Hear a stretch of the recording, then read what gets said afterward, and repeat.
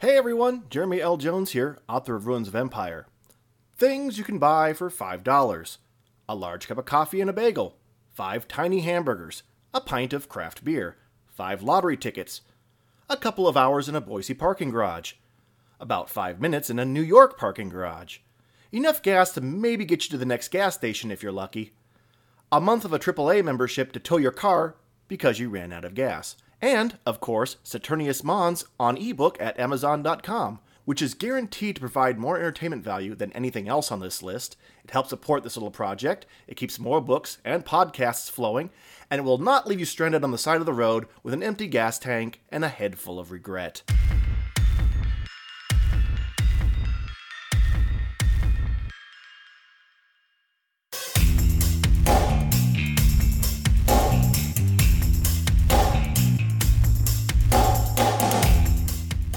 You are listening to Ruins of Empire, Saturnius Mons, Book 1 of the Ruins of Empire Project, a serial podcast novel by Jeremy L. Jones, read by the author and Tyler Murphy.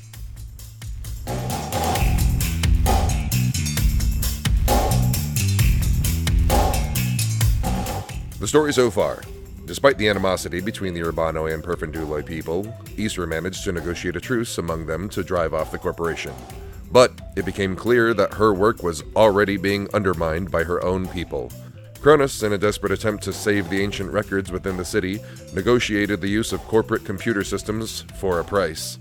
Meanwhile, Viekko, afraid that he would not be ready for the coming battle against the corporation, stole the Triple T Althea had taken from him earlier. Chapter 21. The global revolution made allies of people across ethnic, religious, and national borders. Men and women fought shoulder to shoulder with ancient enemies against a much greater threat. It made for wonderful recruiting propaganda. But in the sparse records from the era, one thing becomes clear. These alliances were ones of convenience. And as soon as the corporate threat was extinguished, hatreds going back to time immemorial would flare up with renewed vigor. From The Fall, The Decline and Failure of 21st Century Civilization, by Martin Rath.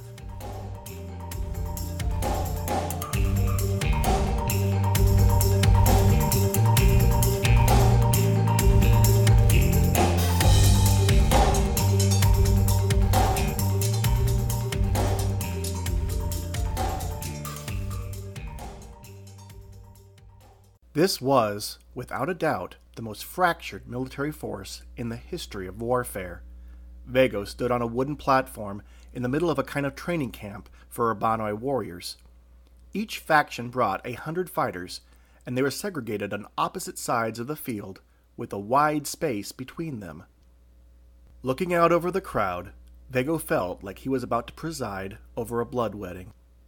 On the right, the Urbanoi warriors, with their long brown coats, clubs, and snares, stood in neat, ordered lines.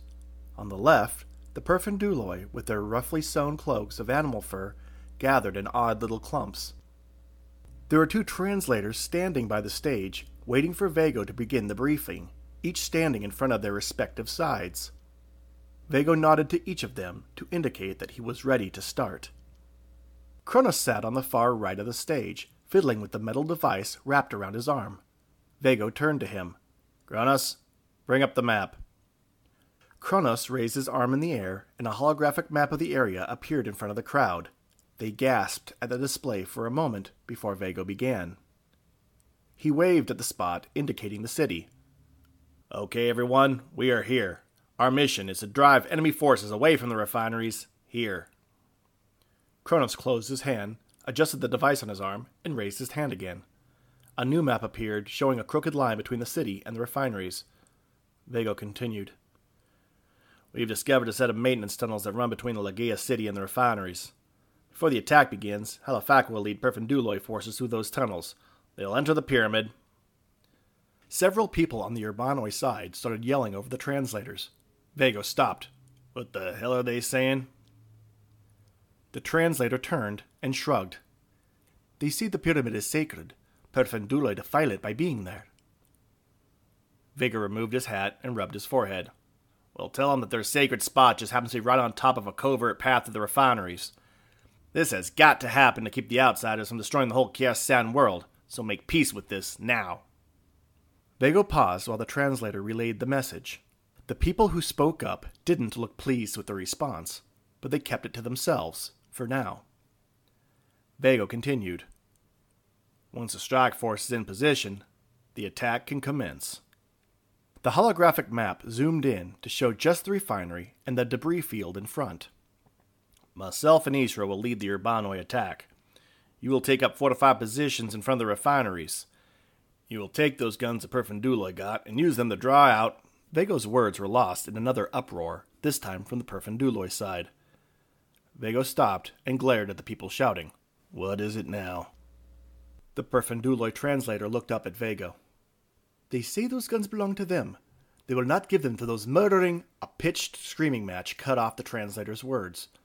Both sides yelled and made rude gestures across the strip of grass separating them. Before things got out of hand, Viekko interrupted with a loud, shrill whistle. "Hey, let me go ahead and end this debate right now. Those guns that you're arguing about, they ain't anyone's. We brought them. They're ours." He pointed at the Perfiduloi. "You folk went and stole them from us. Now, we ain't holding a grudge, but the fact is we're taking them back and using them how we see fit. If you want our help to fight these bastards, that will be the end of that discussion." Both sides again looked temporarily mollified. Viekko uttered a few Martian curses under his breath and continued. "One more time. Urbanoi, draw out the soldiers. Once that happens, the Perfiduloi begin their attack.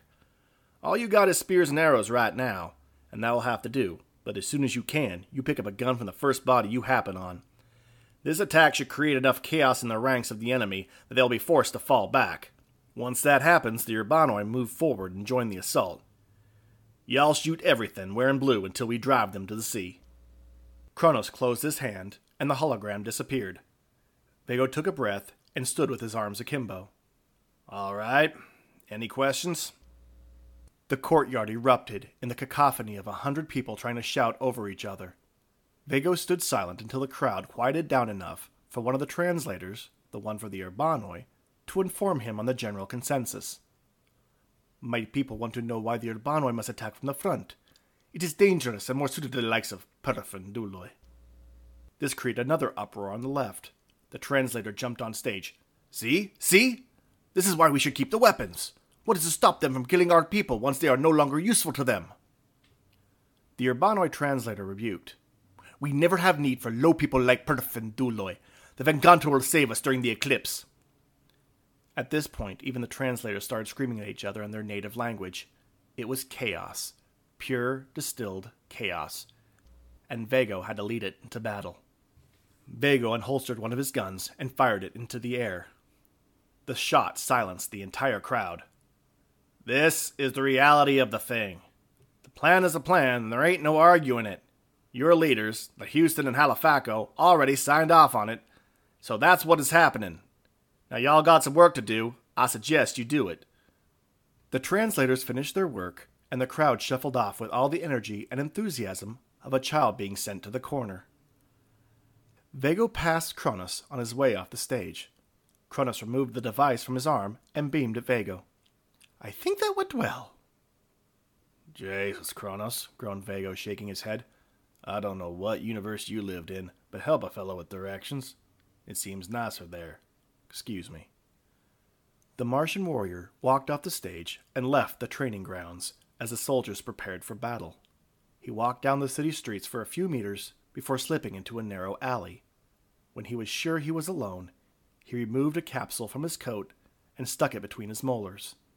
He bit down and breathed in, letting the triple T flood his brain. This operation was going to be a disaster, but at least he'd be good and sharp, so he could watch it fall apart in vivid detail.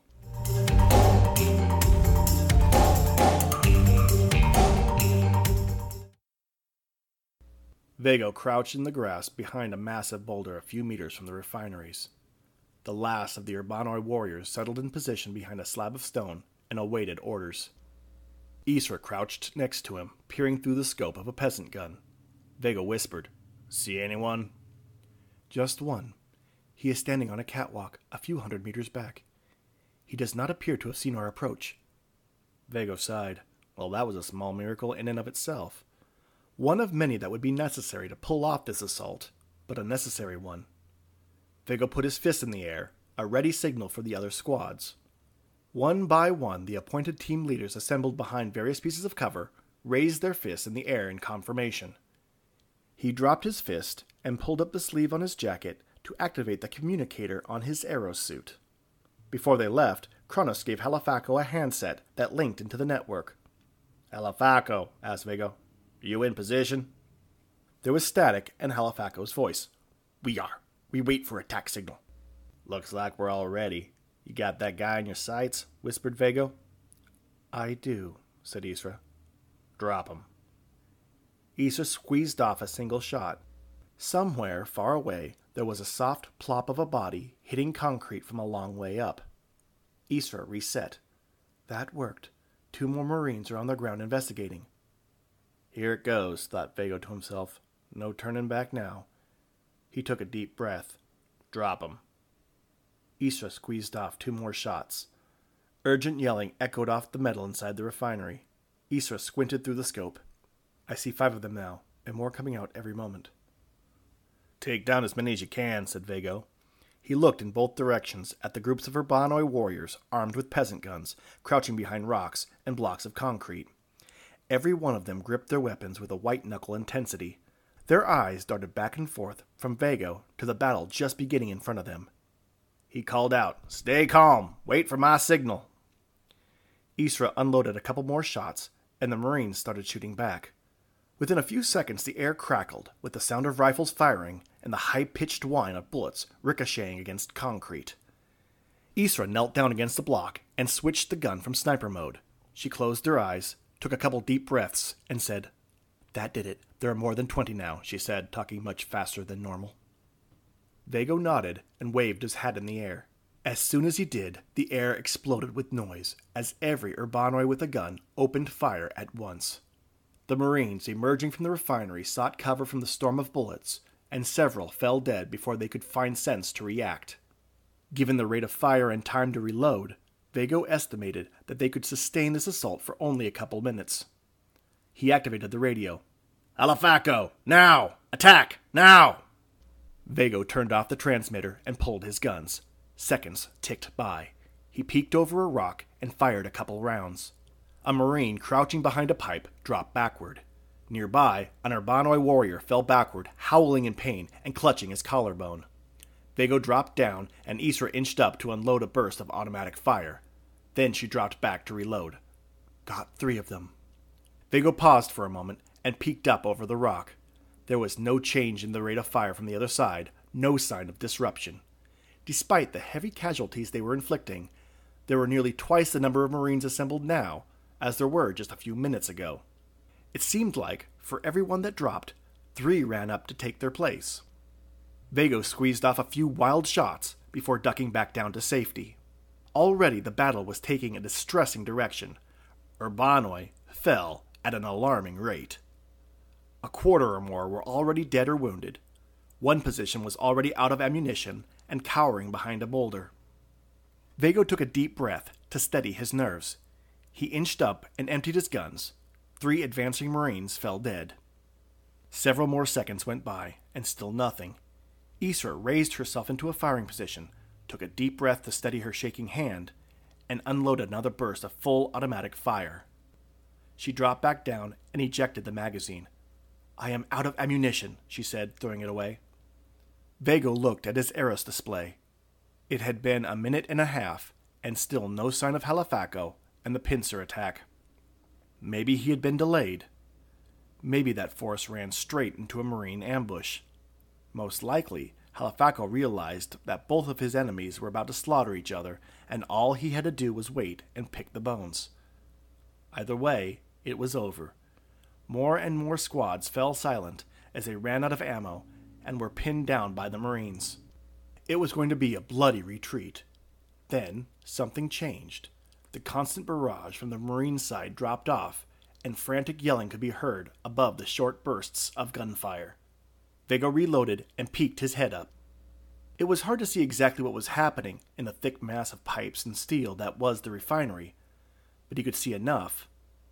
The left side of the Marine line was nothing but chaos. He could see flashes of savage brutality as the Perfiduloi warriors attacked. They used spears, arrows, hell. He caught a glimpse of a man in a dark gray fur cloak caving a marine's head in with a piece of pipe he found on the spot. As they picked up the fallen soldiers' guns, the firefight continued from a new direction. Viekko got to his feet and waved his hat in the air. "This is it! Forward!" He and Isra scrambled over the boulder and charged at the refinery, with the remaining Urbanoi force following close behind. The next several minutes were a blur of blood, horror, and violence, as the corporation line crumbled like a sandcastle in a hurricane. They drove them all the way back to the Legia Mar and fought until the last survivors retreated to their ships and disappeared over the horizon.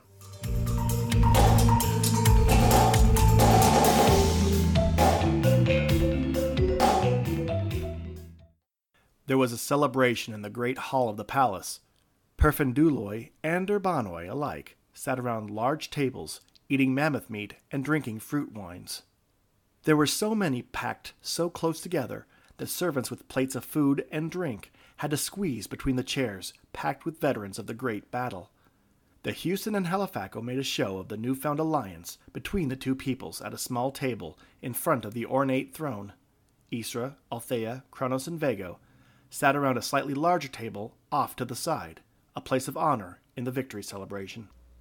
The two leaders took turns raising a glass to the newfound cooperation of the Urbanoi and the Perfiduloi, and to the forgiveness of all previous wrongs. On the surface, the whole party had an amicable feel to it, if not joyous. One without Isra's sensitivity to emotions would see a pleasant gathering between two peoples who differed in almost every conceivable way, a tepid coming together in the spirit of harmony, unity, or any other words that sounded nice written in a speech and delivered by somebody with really good hair. But Isra could see the truth. It was in the muted conversation all around her. It was in the physical distance the Urbanoi and the Perfiduloi kept from each other. And in particular, it was in the eyes of two of the Houston soldiers. Isra recognized them as Michelo and Alyssa, the two survivors of Viekko's first attempt to take the city. They watched the proceedings with a burning resentment. It vibrated in the air like millions of rubber bands stretched to the breaking point. There was anger in this room. It was so thick and stifling that it made it hard to breathe. The Perfiduloi were angry at the Urbanoi for centuries of murder and slavery. The Urbanoi were angry at the Perfiduloi for their very existence, and the rebellion was the greatest insult of all. Waves of fear washed over Isra's skin and made her shiver. The rage made her bite down so hard her teeth hurt. The mistrust made her stomach turn so that she could barely get a bite of food down. Viekko didn't have that trouble. He shoveled hunks of mammoth meat and roasted vegetables in his mouth at a rate that would choke most people. He was either oblivious to the mood in the room, or, most likely, simply didn't care at this point.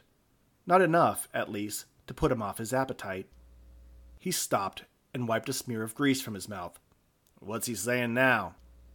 Isra turned to see the Houston standing at the table, addressing the crowd in his signature ostentatious bravado. "Nothing of any substance," said Isra.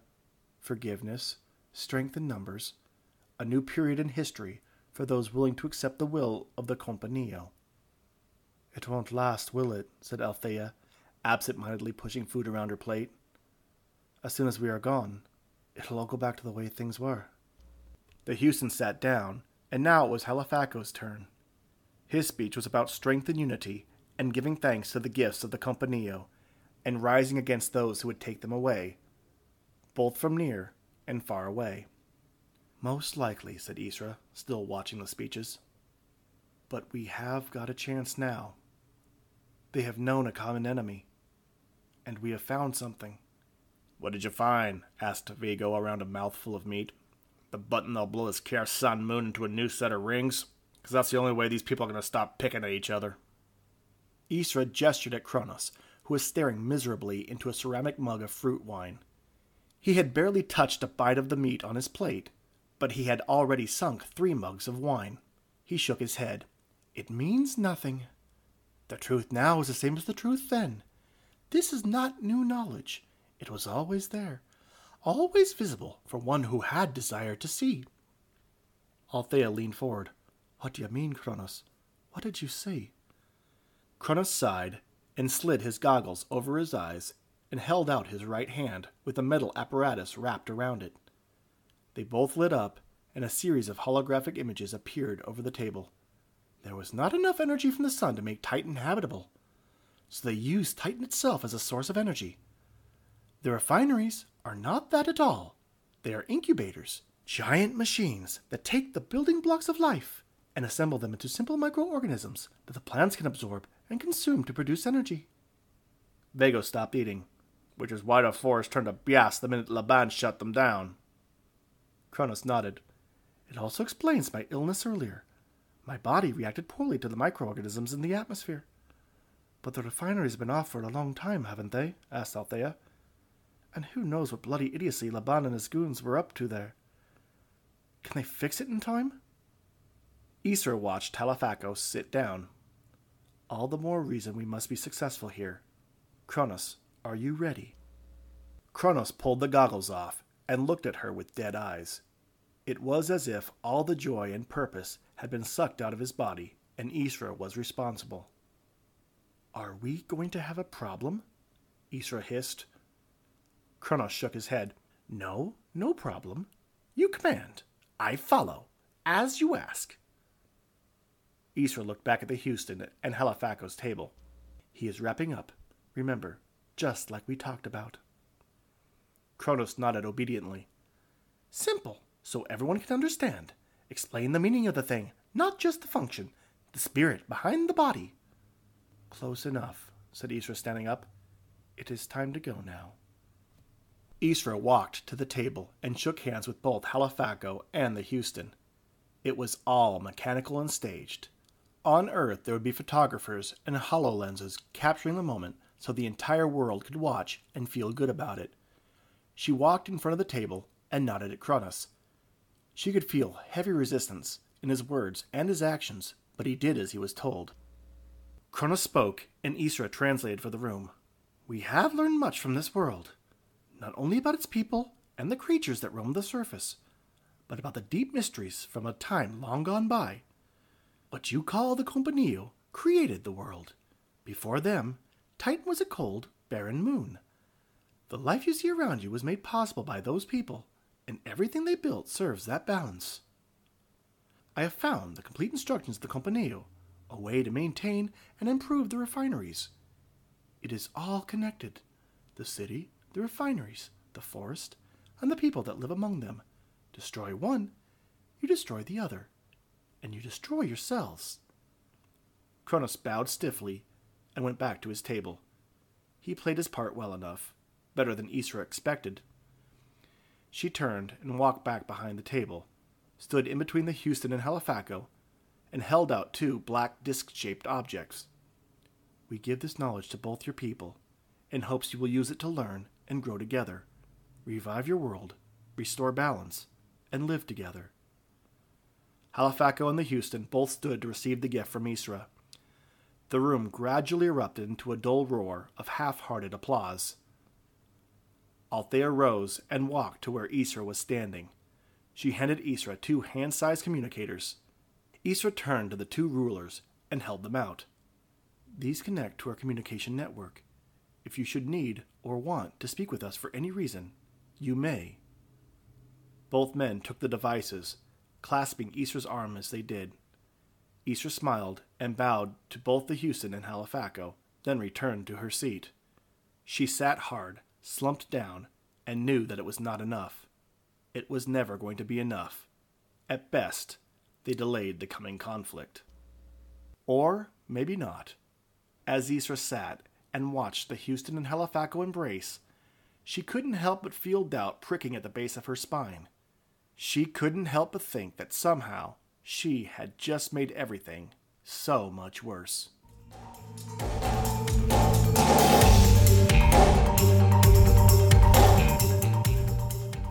You have been listening to The Ruins of Empire, Saturnius Mons, the first book of the Ruins of Empire project. The Ruins of Empire podcast was written by Jeremy L. Jones and produced by Sean Vincent. Cover art was by Nick Martin. Music was Broken Reality by Kevin MacLeod at incompetech.com, licensed under Creative Commons 3.0 license.